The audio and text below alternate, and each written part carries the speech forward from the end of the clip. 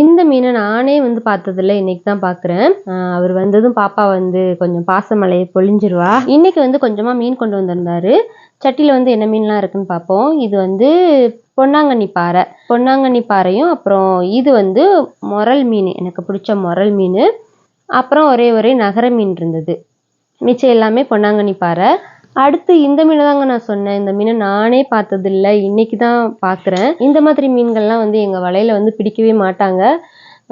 மீனோட சேர்ந்து கொஞ்சமாக அந்த மீன் வந்து வந்திருக்கு. இந்த மீனை பார்க்கும்போது எனக்கு வந்து கொஞ்சம் பாம்பு மாதிரியே இருந்தது. ஒரு மாதிரி பார்க்கவே ஷைனிங்காக பாம்பு மாதிரியே இருந்தது. இன்னைக்கு தான் நான் வந்து பார்க்குறேன் அந்த மீனையே. இந்த மீன் வந்து டேஸ்ட் வந்து ரொம்பவே சூப்பராக இருந்தது.